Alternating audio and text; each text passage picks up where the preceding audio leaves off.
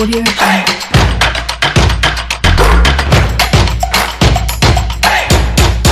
La vie est un défi à relever, dixit Mère Teresa. Chaque lundi et vendredi, nous prenons le pari et relevons le défi de vous informer. L'aventure PFE se poursuit grâce à vous en ce jour. Le numéro 701, voyage en première ligue où City conforte sa place de leader en Liga. Le Real patine, mais pas du tout inquiet. Coup double pour le Napoli, vainqueur du Milan AC et nouveau dauphin de l'Inter Milan. Puis année 2021, bouclée en trombe pour le Bayern Munich en Bundesliga. Bilan chiffré de la phase allée. La Coupe de France nous intéresse également, on en parle. Le coin des auditeurs, bien au rendez-vous, vos avis, commentaires au standard de l'émission 92 03 60 31 97 24 26 26. Franck Nounyama, Delanoff à Tikbonoun, nos spécialistes en studio, et leur devant Théoua Javon pour l'accompagnement technique. Plateau Foot Europe, numéro 701. Angelo Folicoué, c'est mon identité. Bienvenue à toutes et à tous. Avant de démarrer cette aventure, je me fais le plaisir de vous dire encore une fois bienvenue. Bonjour Franck. Bonjour Angelo, bonjour Delanoff. Salut chers auditeurs, salut chères auditrices. On est très fiers d'être ici. On démarre une nouvelle semaine, Franck. Naturellement. Avec, on va dire, la bonté du Très-Haut. Il nous assiste, c'est très important. Absolument. De le souligner. Vous le dites si bien, c'est très important de lui être reconnaissant, Delanoff. Bonjour, bienvenue, ça fait plaisir de vous retrouver dans ce studio. Plaisir partagé également parce que ça fait maintenant beaucoup de semaines que je ne suis plus arrivé ici. Je remercie le Tout-Puissant également pour la vie. Parce que sans la vie, on ne peut rien. Et ce matin, j'ai encore le souffle de vie, raison pour laquelle je suis encore là sur deux pieds. Et je suis là pour partager la cause commune à nous tous. Les informations sportives. Numéro 700, la dernière fois, certes, vous n'étiez pas des nôtres, 701. Mais j'étais avec mes écouteurs et j'ai tout suivi. J'ai tout suivi avec David Assimadi, l'initiateur de ce projet-là aujourd'hui. Nous avons l'opportunité d'être dans cette émission. C'est tout un honneur pour moi. Voilà, on va rapidement vous arracher quelques mots, messieurs, en ce qui concerne la célébration d'un but. Lorsque un joueur marque sur le terrain, quelle est la célébration que vous aimez le plus? Celle de Cristiano, de Lionel Messi, d'Eden Hazard, laquelle? Bafé Tibi Gomis. Ah, d'accord. Par rapport à sa rage. La célébration de la Panthère, c'est ça? De la Panthère, justement, ou encore de Super Pipo Inzaghi. Ah oui. Il semble que lui, il ne sait pas célébrer les buts. Lui, il ne sait pas tout simplement célébrer les buts, mais la façon dont il jubile, parce que marquer un but, ça n'a jamais été facile. Beaucoup pensent que oui, ce que fait Cristiano Ronaldo aujourd'hui ou encore Lionel Andrés Messi, c'est aussi facile que ça, mais il faut fouiller pour voir combien de joueurs arrivent à planter assez de buts, surtout sur une année civile. C'est pourquoi Mario Balotelli dit, c'est mon travail. Quand je marque des buts, ce n'est pas forcément pour célébrer, mais c'est son travail en fait. N'est-ce pas? Franck, c'est quoi votre préféré? Moi, je dirais, j'ai pas de préférence en tant que tel, mais à un moment donné, j'ai dû admirer un peu ce que faisait Didier Drogba. Ah oui. Quand il marquait, il faisait l'avion, il planait. Exactement. Donc, c'était intéressant. Il y en a beaucoup, chacun avec son originalité. Exactement. La dernière fois, j'ai vu l'Argentin de la Juventus, Dybala, qui a marqué et qui s'est couché. Oui, voilà. On va dire en bandoulière et qui est en train de célébrer. Il copiait quelqu'un quand même. Exactement. Qu'il faisait dans le temps. Je crois que c'est Platini. Donc voilà, donc ils ont leur célébration à eux. Je crois que chacun tente de créer quelque chose d'original. Et c'est pas facile de marquer des buts et donc il mérite quand même de pouvoir célébrer comme il le souhaite. Merci messieurs. En tout cas, vous avez pris ce plaisir de partager avec nous vos préférences en matière de célébration de buts. Oui, il y en a eu beaucoup de buts en Bundesliga à la 17e levée. Nous prenons la destination du pays où l'on évite de dépenser beaucoup de millions pour des joueurs. Willkommen zu Total Bundesliga. Total Bundesliga. Alors, Franck Nounyama, l'année 2021 bouclée en Allemagne, vous confirmez? C'est bouclé avec la 17e journée de la compétition, la première partie donc de ce championnat qui a été bouclée avec, comme toujours, 9 matchs. Et le Bayern n'a pas eu trop de problèmes, comme toujours. C'est Wolfsburg qui a subi, on va dire, la furia des Bavarois, 4-0. Et on a vu des joueurs comme Sané, des joueurs comme Lewandowski et tous les autres étaient à l'aise devant cette équipe. Ça a été un peu facile. C'est un peu dommage parce qu'on a vu Wolfsburg à un moment donné diriger cette compétition. Exactement. Mais maintenant, c'est très difficile. 4-0 à l'arrivée. Et derrière, le Borussia Dortmund n'a pas su profiter. Ils ont un tout petit peu démissionné, battu par Hertha, qui n'est pas vraiment en forme. C'est 3-2 à l'arrivée aussi. Et puis Fribourg qui domine Leverkusen 2-1. Cologne qui fait l'essentiel devant Stuttgart 1-0. Ah oui. Leipzig, ça ne va toujours pas. Très compliqué. C'est très difficile pour eux après le départ de Nagelsmann. Oui. Battu à domicile par Arminia Bielefeld, 0-2. Offenheim a fait l'essentiel. Ils ont bataillé, même si c'est à domicile. Oui. Ils ont souffert face à Mönchengladbach. 1 partout. Pour le club d'Ilas Bebou, qui a d'ailleurs prolongé jusqu'en 2026. Bochum a perdu face à Union Berlin, 0-1. Francfort bat Mayence 1-0. Greuther Fürth a pris 1 point. C'est rare de voir cette équipe prendre un point parce que là, c'est difficile l'apprentissage en première division. C'est pourquoi ils sont d'ailleurs derniers. Donc à l'arrivée, c'est 19 buts. C'est, on va dire, l'une des moyennes les plus faibles. 19 buts parce que souvent l'habitude c'est entre 25, 30, 34 en Bundesliga, c'est 19 sur les 9 matchs joués. Voilà un peu ce qu'on peut dire par rapport à la 17e journée. D'accord. Voilà. Avant de vous retrouver, Delanov, le Bayern qui finit encore champion d'automne, derrière le Borussia qui ne suit pas, Leipzig complètement largué. Doit-on dire que c'est un championnat à sens unique ? Non. Est-ce qu'il faut dire que c'est un championnat à sens unique ? Non, parce que déjà, en début de saison, on a vu le Bayern de Munich qui n'était pas vraiment dans sa peau, mais au fil des journées, on a vu que cette équipe est revenue sur ses habitudes et après à la fin de cette phase allée, on a vu que le Bayern de Munich n'a connu que 2 petites défaites et puis un match nul avec. Pourquoi vous dites petites défaites ?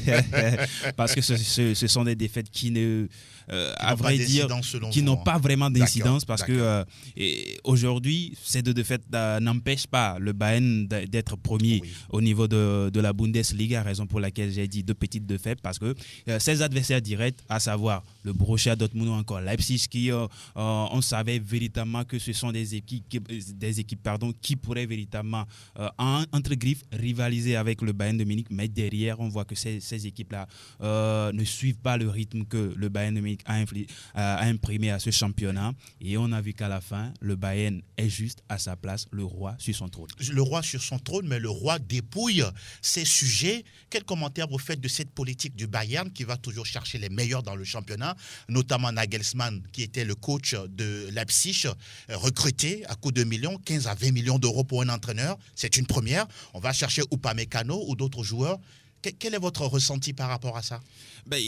Si vous êtes dans la peau du Bayern, vous sentez véritablement que c'est une bonne chose. Si vous voulez aller loin, il faut juste ménager ses montures. Si vous voulez avoir des résultats, il faut tout simplement mettre les moyens dont vous en avez besoin, raison pour laquelle aujourd'hui, c'est vrai que pour un observateur ou bien pour un supporter, ça ne reflète pas vraiment une bonne image, mais derrière, quand vous voulez aller de l'avant, il faut se donner des objectifs, il faut mettre les moyens pour, et moi je pense qu'aujourd'hui, c'est ce que le Bayern fait du côté de l'Allemagne. Pour vous, ce n'est pas la faute au Bayern ? Pour moi, ce n'est pas la faute au Bayern parce que le Bayern a les moyens. Aujourd'hui, si ce club-là ne dépense pas forcément de l'argent pour aller chercher des meilleurs joueurs du côté de l'Espagne, du côté 100 millions d'euros, moi je pense qu'ils ont une très bonne politique et aujourd'hui on voit que la santé financière de cette équipe-là est dans le vert et pour moi c'est tout bonhomme pour cette équipe. Mais derrière, il faudrait que le Borussia Dortmund, le RB Leipzig, le Borussia Mönchengladbach, Leverkusen, tous les autres, toutes ces équipes-là essayent également d'aller chercher les moyens. Pourquoi pas ne pas essayer de garder ses meilleurs éléments parce qu'on a toujours vu Robert Lewandowski, il a été du côté de Borussia Dortmund. Après il a filé au Bayern et le cas palpable aujourd'hui c'est quand même Dayot Upamecano. pris à Leipzig. Sabitzer, le capitaine et latéral droit de Leipzig. Et Nagelsmann, ces 3 éléments ont été pris du côté de Leipzig. Et aujourd'hui, on voit que Leipzig n'a pas véritablement les moyens pour pouvoir rivaliser avec le Bayern de Munich. Franck, vous avez d'autres éléments chiffrés avant de parler du cas de Haaland Le Bayern dit qu'il ne veut pas l'acheter. Mais avant d'arriver là, autre information. Oui, je voudrais juste parler un peu de cette façon de la politique du Bayern. Du Bayern, oui, d'aller chercher les meilleurs. Lorsque vous avez un club, vous avez envie d'avoir les meilleurs joueurs pour arriver à vos objectifs. Et je pense que chaque saison, le Bayern met les moyens pour aller chercher les meilleurs. Mais ce n'est pas de sa faute. On est en compétition. Quand on est en compétition, on a envie de se donner les moyens qui peuvent permettre d'aller chercher, on va dire, le Graal. Quelque part aussi, le Bayern enrichit, quoi qu'on dise, ses clubs, là où il va chercher des joueurs. Parce qu'on verse de l'argent et il faut que les clubs en face également essayent de se suffire, d'avoir beaucoup d'argent pour peut-être mettre un frein à cette politique du Bayern. Par exemple, si on veut prendre, comme la dernière fois, Dayo ou Upamecano et que Leipzig dit, ben, moi j'augmente, je triple le salaire, je fais ceci, je fais cela, le joueur pouvait rester. Mais il y a aussi cette question d'ambition, de pouvoir gagner des titres. Upamecano a peut-être dans sa tête de gagner la Ligue européenne des champions, mais il sait qu'avec Leipzig, ça va être très compliqué. Donc voilà, c'est vite fait. Donc ce n'est pas la faute en fait au Bayern. C'est un peu la politique d'avoir les meilleurs et de pouvoir gagner des titres. La loi de l'environnement du championnat allemand. C'est ça. Et aussi le prestige du club. Franck, et aussi le prestige du club. Ça joue toujours. En tout cas, c'est le Bayern quand même qui fait peur en Europe. Hein. Voilà. Ah oui, ça il faut le reconnaître. Quand on voit les chiffres, surtout en Bundesliga et surtout en Ligue des Champions, le Bayern est placé quand même parmi les favoris pour cette édition. Franck Naturellement, oui. Lorsqu'on voit un peu ce que cette équipe fait, vous allez voir que dans le groupe, c'est 6 matchs, 6 victoires, 18 sur 18. Donc le Bayern est un potentiel vainqueur de la compétition. Maintenant, on n'est qu'à la 8e ou bien qu'au 8e de finale. Le Bayern devrait jouer contre Salzbourg. Ça devrait passer sauf tsunami. Donc voilà un peu la situation. Et lorsqu'on veut parler encore des chiffres, quand on prend les buteurs, Lewandowski qui est à 19 buts après 17 journées, ça veut dire que c'est plus d'un but par match pour ce monsieur. Derrière, le Tchèque ne lâche pas. Patrick Schick, voilà. Qui est à 16 points. Et 16 buts, j'allais dire. Voilà. Et puis, en troisième position, c'est Erling Haaland, qui est à 13. Il a connu une blessure qui l'a éloigné un peu des pelouses. Voilà peut-être pourquoi il est à 13. Sinon, c'est un très, très bon joueur. Et au niveau de la meilleure attaque, le Bayern a marqué 56 buts. Et contre 16 encaissés. Et puis de l'autre côté, la meilleure défense, c'est Fribourg, qui a encaissé seulement 16 buts après 17 journées. Il faut le faire. Hein. Il faut le faire. Vous parliez tout à l'heure de Lewandowski, 19 buts, et puis Erling Braut Haaland qui n'est pas loin. Et on apprend il y a 24 heures comme quoi le président du Bayern dit qu'il ne veut pas acheter Erling Braut Haaland. D'abord, la clause libératoire du joueur est évaluée à 80 millions d'euros. Et puis, voilà, le contrat de Haaland finit en 2022, celui de Lewandowski en 2023. Il dit qu'il est heureux avec Lewandowski. Communication ou vous le prenez au mot?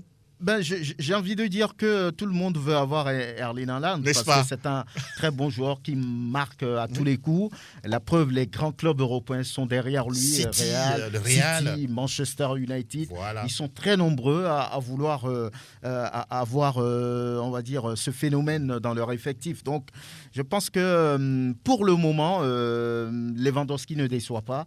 La preuve, sur les dernières saisons, il a été meilleur buteur. Il marque but sur but. Cette année, 43 buts marqués. 43 buts déjà, donc voilà, donc c'est pas quelqu'un à laisser par rapport à Erling Haaland. Ça peut être une communication, ça peut être une façon un peu de voiler, on va dire, ses ambitions par rapport à la fin de saison. Donc je pense que Haaland, c'est un très bon joueur. S'il va au Bayern, il peut toujours apporter aussi. Vous voulez communiquer là-dessus? Un mot? Moi, je pense que c'est de la communication parce que Robert Lewandowski, aujourd'hui, c'est pratiquement 33 ans. Et dans 2-3 ans, on va voir que le Polonais va prendre de l'âge. Et surtout, je ne veux pas être dans la peau d'un oiseau de mauvais augure. Voilà. Et pour dire que ses performances performances vont chuter parce que Erling Haaland aujourd'hui c'est la jeunesse, c'est la puissance également dans ses prestations. 76 buts marqués en 75 matchs en 2020, toutes compétitions confondues. Ça veut dire tout simplement ce que le Polonais représente pour tout simplement d'abord l'équipe du Borussia Dortmund et ce que déjà ses ambitions, il a toujours montré, hein, c'est quelqu'un qui veut toujours aller de l'avant, ce qui veut dire qu'au Bayern, il pourra encore apporter beaucoup de choses. Pourquoi pas. Voilà. Franck, on a fini avec la Bundesliga. Oui, si le championnat s'arrêtait aujourd'hui, il faut dire que les clubs qui seront en Ligue des Champions, c'est bien le Bayern, le Borussia Dortmund, Fribourg et puis le Bayer Leverkusen. Et en Ligue Europa, ce sera donc Hoffenheim et puis l'Eintracht Francfort et l'Union Berlin seront au tour de barrage. Oui. Au bas du tableau, ceux qui sont relégués tout de suite, c'est Arminia Bielefeld et puis Greuther Fürth et Stuttgart va jouer les barrages. Mais nous ne parlons que de la phase aller. La phase aller. 17 matchs, il reste encore 17 rencontres à disputer lors de la phase retour. Et rappelez également que le Borussia Dortmund a eu plus de pénaltys dans cette phase aller, 6 en tout. Et rapidement, à faire le classement de Bayern en tête avec 43 points, deuxième Dortmund, 34 points. Voilà, c'est fait, j'ai envie de dire. Troisième Fribourg, 29 points. Et puis quatrième Leverkusen, 28 points. Et on retrouve Hoffenheim à la cinquième position avec 28 points au bas du tableau. C'est Mönchengladbach qui est 14e avec 19 points. Augsbourg, 15e, 18 points. Stuttgart, 16e, 17 points. 17e Bielefeld, 16 points. Et puis Greuther Fürth, voilà, qui a seulement 5 petits points après 17 journées. 5 points sur 51 possibles. Ben, ça ne sonne pas bien. En tout cas, on ne peut pas partir comme ça sans souhaiter de bonnes fêtes aux Allemands. Bien sûr. Ils reprennent en janvier. Ils reprennent en janvier, le 7 janvier pour être plus précis pour le compte de la 18e journée. Donc, qu'ils boivent moins. Ça, c'est difficile. Et nous prenons désormais la direction du pays où le ballon rond, de nouveau menacé par le Covid-19. Première Ligue Express News. Ah oui, la mauvaise nouvelle est en train de tomber, on pourra dire 6 matchs reportés en Première Ligue. Cette fin de week-end, on n'a eu que 4 rencontres disputées et 60% des clubs anglais sont au repos forcé à cause du variant Omicron. Une réunion de crise est prévue en Angleterre à partir de midi entre les organisateurs de la Première Ligue et le gouvernement de Boris Johnson. Un report éventuel également du Boxing Day. Ça se profile à l'horizon le 26 décembre. Aïe aïe aïe, peut-être une croix à mettre sur une rentrée importante d'argent et peut-être aussi une perte de visibilité du championnat anglais. Avant de parler du match Tottenham-Liverpool, cette nouvelle-là, Franck Lungama, doit-on s'inquiéter ou bon, c'est ce qui est normal à faire parce qu'on a sur les terres anglaises le retour encore de ce variant-là. C'est très difficile, et ça fait mal pour le football. Vous avez parlé de 6 matchs reportés. Oui. Ça veut dire que c'est des manques à gagner pour les organisateurs de cette compétition et puis pour le public qui ne peut plus vivre les spectacles sur les différents stades. Maintenant, c'est une question de santé.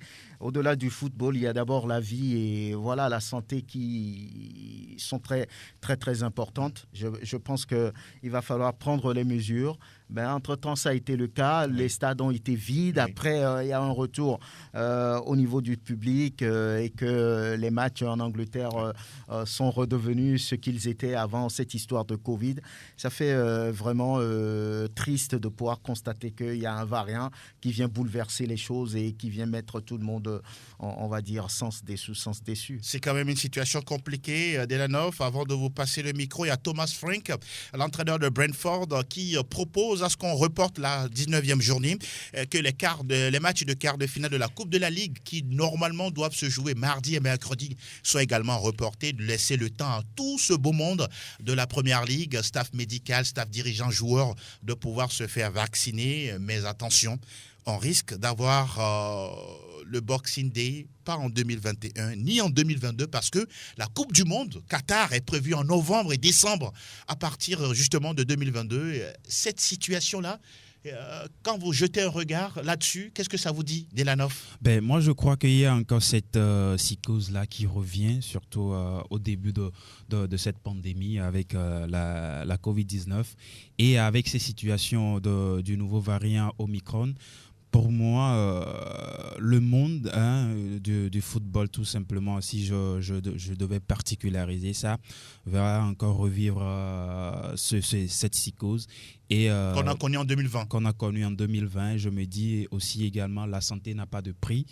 Maintenant, il va falloir prendre les bonnes décisions pour que ces équipes-là, l'argent va manquer, il y aura un manque à gagner pour ces clubs-là, mais véritablement, il faut savoir s'asseoir et puis se poser les bonnes questions et dire également que la santé n'a pas véritablement de prix. Il faut toujours penser à la santé d'abord parce que sans la santé, on ne peut rien faire. Et on parle désormais du 18e acte de la première ligue anglaise avec Tottenham qui accueillait Liverpool.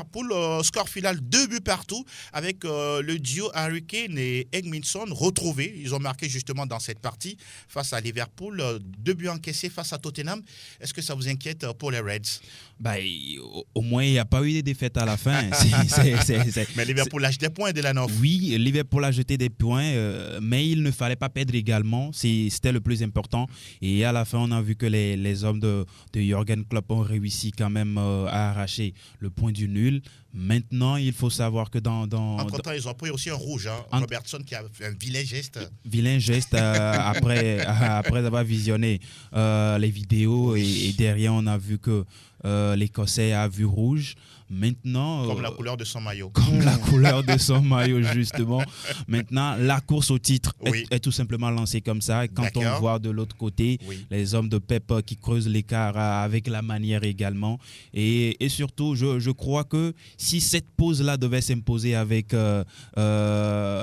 l'arrêt dû au variant de Omicron, voilà, je pense que à toutes ces équipes-là, cette pause leur faisait du bien parce que surtout quand on voit le côté de Chelsea également, ça ne va pas et on voit que physiquement ces équipes lâchent déjà et il va falloir véritablement trouver les ressources nécessaires pour pouvoir aller titiller Manchester City. Vous le dites si bien, City a gagné en déplacement face à Newcastle, une équipe totalement, on pourra dire, larguée. On ne sait pas si en janvier ils vont sortir les 300 millions d'euros pour recruter. Il le dit si bien. Avec Chelsea également face à Wolverhampton, 0-0. Cette équipe de Thomas Tuchel, les critiques commencent déjà à pleuvoir, Franck Dougnama. Ce n'est plus les mêmes prestations qu'on a vues, les mêmes performances comme en début des saisons où cette équipe était vraiment flamboyante, était pimpante et gagnait tout ce qui se retrouvait devant elle. Donc, on a parlé la dernière fois de certaines absences qui ont pesé sur les performances du club, notamment, vous connaissez N'Golo Kanté avec tout le boulot qu'il a bas au milieu de terrain, Kovacic et puis Romelu Lukaku qui a commencé très fort, mais après s'est blessé. Et le retour, c'est pas encore ça. Il n'est pas totalement physiquement prêt. Donc, cette équipe est en train de souffrir un tout petit peu, peut-être par fatigue aussi, peut-être par le réveil des adversaires dans le championnat. Ça peut arriver aussi. Et Chelsea qui lâche des points en chemin. Et ça, cette fois-ci, ça va être très compliqué d'aller chercher le titre. Ils sont, on va dire, déjà, j'ai envie de dire, à combien de points? Ils sont à 38 points, 3e. Voilà, 3e et à 6 points de City. Et Liverpool qui a, on va dire, 41. Exactement. Donc, ça va être très compliqué. Surtout qu'Arsenal est en train de revenir. Vous parlez d'Arsenal. C'est une équipe qui va très, très bien, qui a gagné avec la manière 4-1 chez Leeds. Cette équipe-là concède trop de buts, l'équipe de Marcelo Bielsa. Mais la dernière fois, c'était une première pour lui d'encaisser 7 buts dans un match de football. Depuis qu'il entraîne, il n'a jamais encaissé, on va dire, d'une telle façon. Et c'était face à son élève, on va dire, entre parenthèses. Exactement. C'était face à Pep Guardiola, 7-1. Et en 2 matchs, prendre 11 buts, parce que c'est 4 face à Arsenal, ça veut dire qu'il y a un problème en défense pour Marcelo Bielsa. Lorsqu'on connaît un peu sa philosophie de jeu où tout le monde défend, tout le monde attaque, je ne sais pas ce qui pose le problème actuellement, mais sincèrement, l'équipe ne va pas bien. Si on encaisse 11 buts en 2 matchs, ça veut dire qu'il y a quelque chose qui ne va pas. La défense ne se retrouve plus, ou bien c'est tout le bloc qui est fatigué parce que son système de jeu est exigeant. Oui. Ça demande beaucoup d'efforts, beaucoup d'énergie. Peut-être que les joueurs en pâtissent, qui sait. Et on note également quelques absences dans le groupe de Marcelo Bielsa. On rappelle que c'est le 5e match nul de la saison pour Chelsea, le 2e de suite. Et côté City, c'est le 8e succès d'affilée en Première Ligue. 24 buts marqués, 4 seulement encaissés pour une équipe qui est en train, pourquoi pas, de lorgner le titre encore cette saison. Et on parle d'Arsenal qui est classé 4e grâce à ce succès. West Ham boucle le top 5 avec 28 points. Au bas du classement, on a Burnley 11 unités, 10 pour Newcastle 19e et puis 10 également pour Norwich. C'est bien terminé pour la Première Ligue anglaise, 18e épisode de la Liga. C'est parti. Aquí está la Liga Española. La Liga espagnole, avec ce succès court mais précieux, semble-t-on dire, de Retafe, c'est le 3e succès en championnat face à Osasuna. Il faut gagner pour sortir de la zone rouge. Il faut gagner pour sortir de la zone rouge et je crois que les coéquipiers de Jenda Konam ont su bien faire la dernière fois avec un but marqué. Maintenant, il va falloir être costaud dans la tête pour aller chercher des points également lors de la phase retour parce que c'est très important. Parce qu'il y a 2-3 ans déjà, on a vu que Retafe a cherché à jouer l'Europe et aujourd'hui, on voit que cette équipe ne retrouve pas véritablement son énergie pour pouvoir titiller les équipes comme Valence, les équipes comme Séville qui aujourd'hui sont sur le podium, même si on sait que ce sont des équipes qui sont des équipes historiques du côté de la Liga. Oui. Mais Retafe, Retafe, pour moi aujourd'hui, cette victoire-là a été importante pour retrouver véritablement le moral avec ce groupe de Bordalas.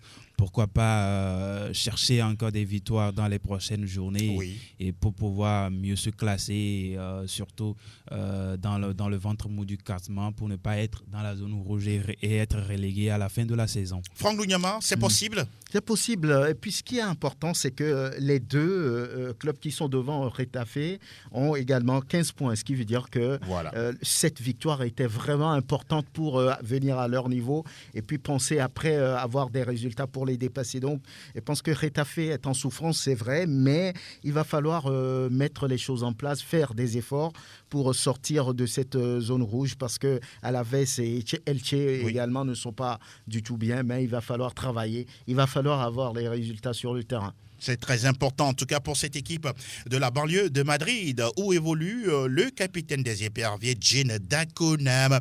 Le Real Madrid a fait match nul 0-0 face à Cadix. L'Athletic Bilbao s'est imposé 3-2 face au Betis Séville. Granada, grâce à un joueur également, arrive à marquer un but pour cette équipe. Ça fait 4-1 pour Mallorca. Face à Mallorca, pardon, le FC Séville bat la formation de l'Atlético de Madrid, complètement larguée, 2-1. Et puis l'information qui nous parvient, c'est que Joao Félix serait prêt à quitter le club madrilène. Il a été recruté à 120 millions d'euros. On ne sait pas ce qu'il se passe. Il n'est pas du tout content de son temps de jeu assez réduit avec les Colchoneros. Est-ce qu'aujourd'hui, c'est un flop pour vous? Naturellement, les résultats sur le terrain n'ont pas véritablement été ce que les Colchoneros ou encore les observateurs attendent de ce joyau-là. Parce que Joao Félix, on le connaît très bien lorsqu'il évoluait encore du côté de Benfica. On l'a vu en Ligue des Champions planter des buts avec des prestations XXL et aujourd'hui du côté de l'Atlético Madrid, on sent véritablement qu'il n'a pas vraiment trouvé sa place. Il ne sait pas vraiment faire sa place également parce qu'un joueur, il faut savoir gagner sa place, il faut savoir être performant sur le terrain et derrière on va accuser celui qu'il faut accuser. Mais peut-être qu'il ne l'utilise pas aussi bien. Oui, certes, il était blessé, Joao Félix, mais bon. Mais sur le terrain également, ses prestations ne sont pas véritablement ça. Vous pointez du doigt la responsabilité du joueur. Les deux parties pour moi. Les deux parties pour moi, parce que oui, il y a les blessures, mais également derrière, quel discours tient Diego Simeone vis-à-vis de ce joueur-là, parce qu'on sait on connaît la qualité du joueur. Et lors de ses débuts, on se disait que Joao Félix allait apporter une petite touche technique à ce jeu d'Atlético Madrid qui est toujours basé sur le physique. Et derrière, on sent véritablement que le Portugais n'arrive véritablement pas à crever l'écran. Mais derrière, il faut se dire, s'il faut partir pour se faire une nouvelle santé, pourquoi pas? Moi, je pense qu'aujourd'hui, il y a beaucoup de joueurs qui ne sont plus d'accord avec le maître à bord. Je parlais de Diego Simeone qui, depuis un bout de temps, a semblé perdre la main. C'est les champions en titre. Ils se retrouvent à quelle position désormais? Ils sont à la cinquième position, avec, on va dire, 14 points de retard sur le Real Madrid. C'est-à-dire que l'équipe ne se retrouve pas. Et puis, le retour de Griezmann, le retour inattendu de Griezmann a complètement chamboulé les choses. C'est ce qui, à mon avis, pénalise un tout petit peu, on va dire, Joao Félix aujourd'hui, qui est un très très bon joueur. Et moi, je pense qu'il a raison de vouloir aller voir ailleurs pour avoir plus de temps de jeu. Donc, il va falloir aujourd'hui que Diego Simeone puisse revoir un peu sa façon de jouer. Et il semble même que la dernière fois, après la défaite contre le Real, le FC Séville, d'accord. Le joueur, Luis Suarez s'en est pris à lui, l'a insulté. Donc, ça veut dire qu'il y a un problème là-bas et qu'il faut régler. Attention, surtout ne pas aller sur ce terrain-là quand on sait que Luis Suarez, attention, il a des dents bien acérées. Barcelone, grâce à sa jeunesse, s'impose face à Elche, 3-2. Début de Jutgla, Gavi, Iglesias, ce sont des noms sûrement qui ne vous disent absolument rien. Mais ce sont des... Rien du tout. Rien du tout. Mais c'est une victoire qui vient quand même donner du baume au cœur à Xavi, parce que ces derniers temps, ça ne va pas du tout pour l'ancien maître à bord du club catalan. Et au classement, on retrouve le Real Madrid leader avec 43 points, 37 pour le FC Séville, 33 pour le Betis. Le Rayo Vallecano est 4e, 30 points, 29 pour l'Atlético, le champion en titre. Et le Barça est où? 7e avec 27 points. Karim Benzema, meilleur buteur du championnat, suivi de Juanmi. Karim Benzema, c'est 13 buts, 11 pour Juanmi, 10 pour Junior Vinicius. Il y a des matchs en retard. En Liga, mardi, Villarreal Alaves, le FC Séville accueille au Sanchez-Pizjuán le FC Barcelone. Et puis mercredi, Granada, pour le compte de la 9e journée, match en retard, reçoit l'Atlético de Madrid. C'est bien terminé pour la Liga. Place désormais. Visitons le championnat où on peut refuser un but valable pour un hors-jeu imaginaire. Benvenuto Calcio Italia. Nous pesons bien nos mots parce qu'on a bien suivi cette rencontre entre le Milan AC et le Napoli. Franck Kessié qui égalise pour cette équipe du Milan AC. On consulte la VAR, Davide Mazza qui est le directeur de la partie. Et derrière, on voit que le joueur supposé être hors jeu, Olivier Giroud, ne fait pas action de but. Le ballon revient dans la course d'un certain Franck Kessié qui place son plat du pied droit. Le ballon rentre au fond des filets. Ça fait un but partout, in extremis. Franck Kessié qui jubile, c'est pas Franck Lunyama. Oui. Et puis derrière, on visionne le VAR et on annule le but. C'est dommage, c'est vraiment dommage. C'est des situations d'appréciation au niveau de ce dispositif, ce dispositif. Oui. Parfois, quand ça fait votre affaire, on jubile, mais quand c'est contre vous, c'est toujours difficile à accepter.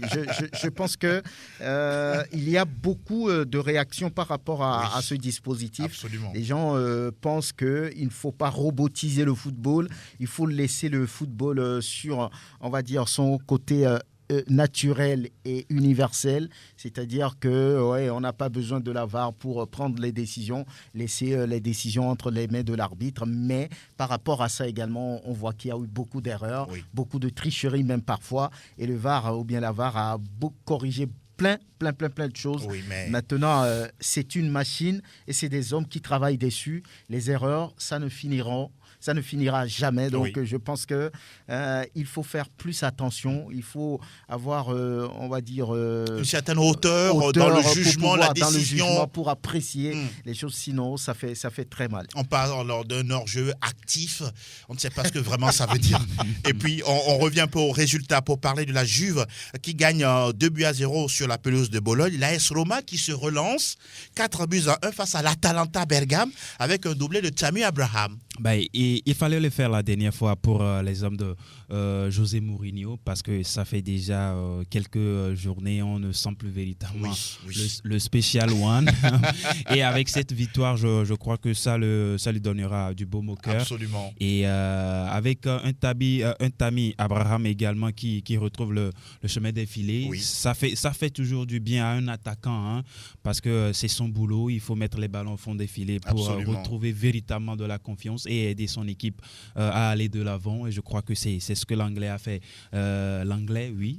Ce n'est pas pour dire l'anglais. Bon. Non. C'est l'anglais. Un A à la place d'un E. Voilà. C'est ce que l'anglais a bien fait la dernière fois. Et ça a donné du sourire à José Mourinho également. Parce que, et il a confiance en ce joueur. Raison pour laquelle il a fait venir. Et il connaît également la puissance du joueur. Exactement. C'est vrai que Tammy Abraham aujourd'hui ne fait pas partie de la crème des crèmes du côté des attaquants en Europe, mais c'est un jeune qui sait véritablement faire mal à ses adversaires. Raison de plus, la dernière fois, il a su bien faire de mal à la déesse. Exactement. De l'Italie, l'Atalanta. La DS. Intéressant.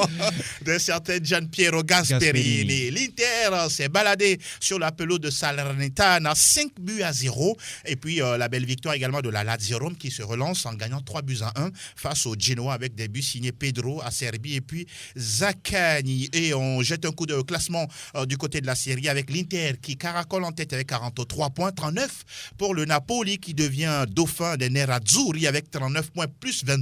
39 points plus 16 pour le Milan, c'est troisième. Alors, la bataille va être très très dure entre les clubs de la Lombardie.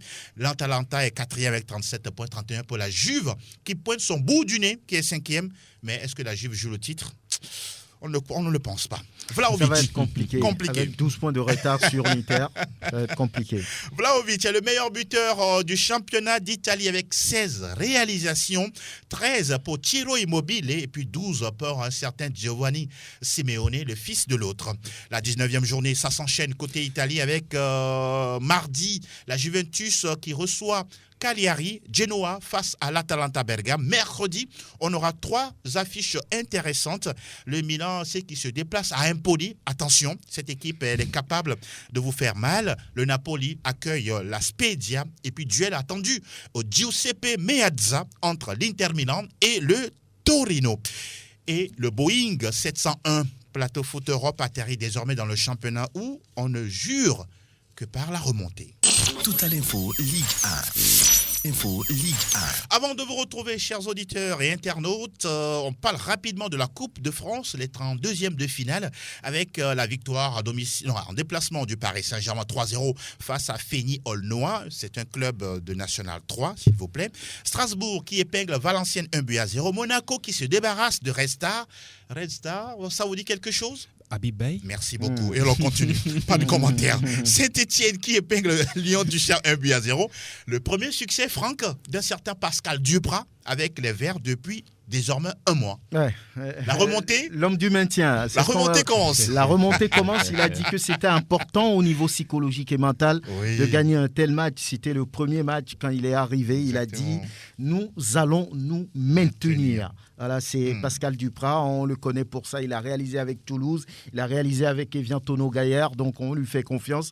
Et je pense que cette première victoire va peut-être redonner une certaine confiance à ce groupe complètement meurtri. Ils sont derniers en championnat et ce n'est pas facile à vivre. Il a dit qu'il va commencer des choses au niveau de la défense, parce que là, lorsqu'on prend beaucoup de buts, ça veut dire qu'il y a des choses à régler au niveau de la défense. Par rapport à son expérience, par rapport à ce qu'il a déjà eu à faire. Vous mettez une piécette sur lui. Oui, on peut dire que voilà, il va pouvoir le faire. Pourquoi parce pas. que lorsque je prenais par exemple ce qu'il a fait avec Toulouse, et Toulouse qui avait Gaillard. 10 points de retard sur, on va dire, le premier relégable à 10 journées journée de la fin, il a réussi à maintenir cette équipe. Il faut le faire. Je crois que c'est sa jusqu'à spécialité. la toute dernière minute de la saison. Je pense qu'on peut lui faire confiance. Pourquoi pas?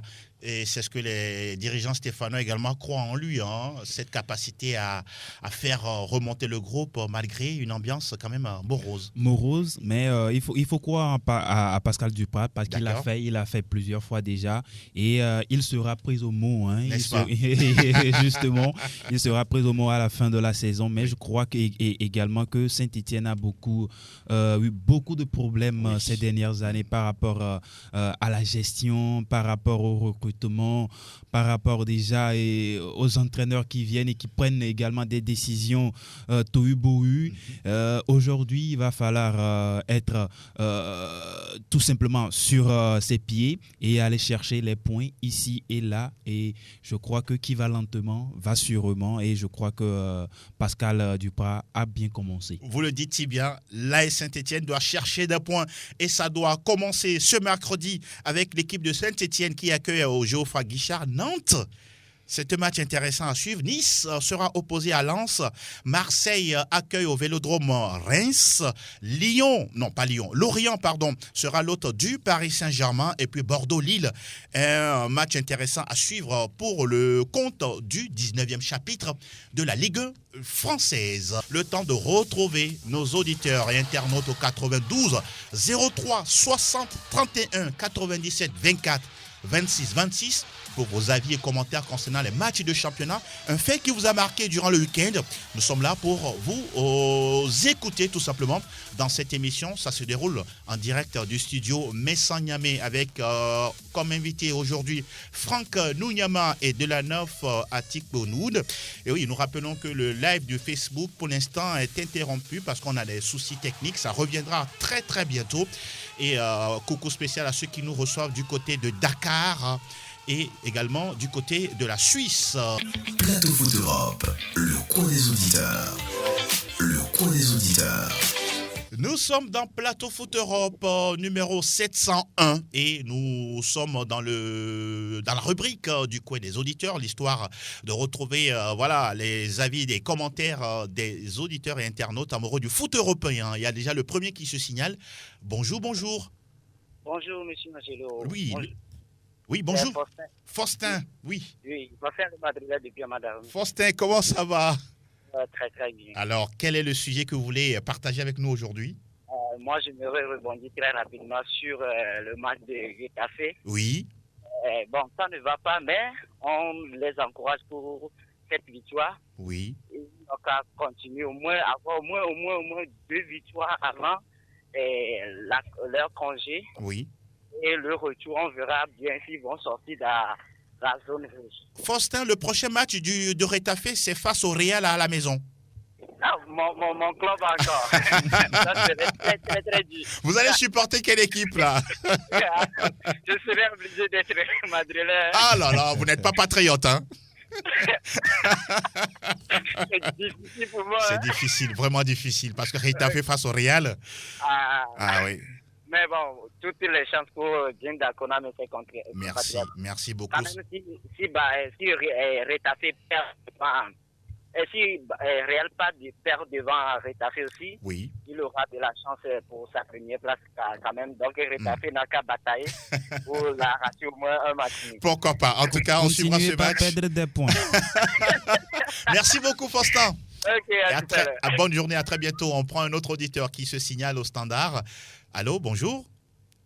92 03 60 31 97 24 26 26 pour ceux qui sont férus des rendez-vous européens en matière de football sur la 91.9. Bonjour auditeur. Bonjour l'animateur. Le petit nom? Recette. Ah, Oroma Falilou. Ouais. Moi c'est Angelo Folikwe. Ok. Voilà. Ok, merci beaucoup. Vous voulez partager quoi avec nous aujourd'hui? Côté Bundesliga. Oui. Quand on parlait de l'exigence de Bayern de Munich, non, c'est parce que le club veut être toujours meilleur. D'accord. C'est pour cela qu'ils mettent des moyens pour pouvoir trouver des meilleurs joueurs et des meilleurs entraîneurs pour que le club garde toujours ça forme. D'accord. Donc, tout ce que le Bayern fait est pour le bien du club. Et pour le bien aussi du championnat allemand. Oui. Voilà. Et surtout de l'équipe d'Allemagne. D'accord, la Mannschaft notamment. Oh, oui. Voilà qui est dit. C'est tout, c'est bon? Okay, merci. Bon, sinon, merci. Avec Montréal, ça va. Bon, oui, ça c'est vrai. Ça c'est vrai. Pas de commentaires, c'est bon. Ça se comprend. Romain, à bientôt et belle journée de lundi à vous. On va continuer de prendre les coups de fil dans cette émission. Bonjour auditeur. Bonjour Angelo. Le petit nom déjà? Julien. Julien, l'enfant sérieux. Oui. Oui, allez-y. Vous voulez être sérieux sur quel sujet? Vous-même, vous le savez, c'est mon équipe, le FC Barcelone. Oui, allez-y. D'abord, je me réjouis pour cette victoire. D'accord. Et qui va redonner la confiance au groupe et surtout les jeunes. Parce que en voyant le match de l'autre fois, ce sont les jeunes qui sont illustrés. Quelle a été votre satisfaction dans le jeu? Pardon? Quelle a été votre satisfaction dans le jeu? Et ma satisfaction, c'est cette idéologie, cette philosophie que le Barça a toujours gardée. Ça revient. Et qui reste même quand un autre entraîneur, quel que soit l'entraîneur, la philosophie est toujours gardée. C'est ça. Maintenant, notre problème, c'est ce qu'on doit chercher à faire. Il faut toujours chercher à garder les cages inviolées. Oui, ne pas encaisser des buts à chaque match. Voilà. Quand on jette un coup d'œil au niveau de la défense barcelonaise, c'est 21 buts pris en 17 matchs. Voilà, c'est notre défaut. Oui. C'est notre défaut. Si on prend beaucoup de buts, le jour où les attaquants ne seront pas efficaces et on en prend, c'est-à-dire qu'on n'aura pas l'occasion de répliquer. Et puis là, le Barça n'a pas d'attaquant fort aujourd'hui également. Voilà, donc ce que moi je demande à Xavi, c'est de commencer le travail par la défense. Voilà, d'accord. Si tu es solide défensif, bon, même si vous ne marquez pas, c'est que vous n'allez pas prendre. N'est-ce pas? Et tu gagnes des points. D'accord. Donc je sais que ça va aller. Ça va aller, et que bon, les équipes qui s'agitent maintenant, Barça nous donnera la raison. On va voir que à la deuxième partie de la saison, on voit ça toujours, les FC Séville, les Real Sociedad, etc. Ils vont retourner derrière. D'accord, voilà qui est dit. En tout cas, merci beaucoup Julien. Vous avez été très sérieux dans votre analyse. Et à très très bientôt. On prend le nôtre qui est là. Bonjour auditeur. Bonjour monsieur Angelo Fontaine. Merci de nous rejoindre. Merci beaucoup. Le petit nom? C'est Gildas le Café Bali. Voilà, Gildas, l'ami intime de Cristiano Ronaldo. Incontournable. L'incontournable. Allez-y. Pour moi, ce week-end, le CR7 n'a pas joué. Oui. Mais je suis parti sur le match de mon ancien club au Real Madrid. D'accord. Qui a fait un très bon match, mais qui n'a pas été efficace quand même. Et l'Atlético qui me signerait en fait de mandat de tout. Oui. Il n'a qu'à laisser tomber l'équipe et va voir ailleurs. Quoi. Ah bon? Ailleurs, c'est où? Ailleurs, c'est où? Oh, mais il n'a qu'à aller du côté d'Angleterre. Ah, d'accord. Ok. D'accord. Bonjour à vous et bonne journée à vous. Merci beaucoup Gildas et portez-vous bien. À très bientôt. Nous continuons toujours la randonnée au téléphone. Bonjour auditeur. Bonjour Rachid depuis Foreva. Rachid, oui, ça fait plaisir de vous entendre. Ça va bien à Foreva? Oh, ça va. Alors, Rachid, je salue monsieur Angel aussi. Merci beaucoup Rachid. Alors, nous vous écoutons. Oui, pour moi c'est le Real. Moi, oui, le Real Madrid. Eden Hazard a joué hier, ça vous fait du bien? Oui, ça nous fait du bien, mais c'est que bon, il se blesse. C'est pourquoi. moi l'effectif du Real, moi je veux qu'on puisse le garder, de ne pas étoffer ça avec quelques. Par exemple, l'arrivée de Mbappé, Martin Mbappé vient au Real, moi je peux encore supporter le Real. Non mais attendez, vous n'allez pas supporter quand même un club à cause de joueurs? Non. Moi, je supporte le Real, mais je ne veux pas Mbappé. Bon, s'il vient, vous allez prendre quel club finalement? Le Barça? Ah bon Dieu. Non, Manu. D'accord, donc votre cœur bat pour ces deux clubs-là, c'est ça? Oui, c'est ça. Merci beaucoup. Merci Rachid. Et à très très bientôt. Il a dit, si jamais Mbappé arrive au Real Madrid, lui, voilà, mais c'est quand même curieux. C'est quand même très curieux de la part de Rachid. Mais c'est son avis et nous le respectons. Par l'Alto Foot d'Europe, toujours en direct du studio Messan-Niamey. Et nous poursuivons toujours dans la rubrique Le coin des auditeurs. Nous vous donnons la parole dans cette émission. Vous qui aimez le foot européen sur la 91.9. Bonjour, bonjour. Et alors? Oui. Et l'homme le Bavarois? Oui, lui-même. Ça fait un moment. J'essaie chaque fois de rentrer en ligne, mais... Oui, c'est vrai que c'est compliqué. Oui, il y a beaucoup d'amoureux comme vous qui sont toujours en ligne. Alors, le Bavarois, quelles sont les nouvelles? Bon, pour le moment, les nouvelles sont bonnes. D'accord. On attend le retour de notre métronome du milieu. Oui, vous parlez de Joshua Kimmich? Ah, d'accord. Oui, bien sûr. Et j'espère que l'année 2022 sera la bonne pour nous. C'est-à-dire? Au niveau du Champions League. Vous voulez tout gagner? Nous sommes des compétiteurs. N'est-ce pas? Oui, bien sûr. Championnat, Coupe d'Allemagne, Ligue des Champions? Malheureusement, pour la Coupe d'Allemagne, on est déjà éliminé. Ah bon, donc c'est un petit trophée alors? Non, pas du tout. Tous les trophées sont bons à prendre. Hein. J'ai une question pour toi, mon cher Elom, le Bavarois. Oui, allez-y. L'implication, ou on pourra dire le regain de forme de Leroy Sané, comment ça s'explique? Bon, premièrement, l'arrivée de Julian Nagelsmann a beaucoup changé de choses. Oui. Parce qu'il a repositionné sur le côté gauche. D'accord. Son côté préférentiel. D'accord. Donc, il n'est plus obligé de revenir sur son pied avant de prendre l'appui. Voilà. Pour faire ces dribbles, ces choses-là. D'accord. Donc, d'accord. Ça, c'est le premier point. D'accord. Le second ou le deuxième? Le second point, physiquement, il est plus mieux physiquement. Ah, d'accord. Il travaille beaucoup plus à l'entraînement. Plus physiquement, et vous allez remarquer que chaque fois qu'il perd la balle, oui, il revient pour récupérer, il revient pour harceler les défenseurs et récupère beaucoup de balles. D'accord. Merci beaucoup, Elom. Merci beaucoup. Ce sont ces choses-là. Oui. Je salue le plateau. Merci. Le plateau également vous renvoie la salutation. Fin d'année aussi. Merci infiniment. On se dit à très bientôt, Elom le Bavarois. Merci beaucoup. Okay, on va continuer de prendre un autre auditeur. Bonjour, vous êtes là? Oui, bonjour. Merci pour la patience. Oui. Merci beaucoup. Le petit nom, s'il vous plaît? C'est Tommy le défenseur géant, l'homme qui change de club à cause de coach. Tommy. Mais dans l'année, tu peux avoir 5 à 10 clubs. Non. Je suis Mourinho. Là où Mourinho va, je suis là-bas. Ah, d'accord. Ah. Et qu'est-ce que vous aimez chez lui en particulier? Oui, il a quelque chose, quoi. C'est ineffable. Je n'arrive pas à expliquer ça. Mais... Ah oui, vous avez retrouvé vos cours de philosophie. Non, merci, ça c'est bien dit. Il est particulier, Mourinho. Voilà. Alors, quel est le sujet qui vous intéresse, Tommy? Non, c'est la relance de Marseille et l'AS Rome. Ah, d'accord. Oui. La fois passée, on a apprivoisonné la DS. Ah.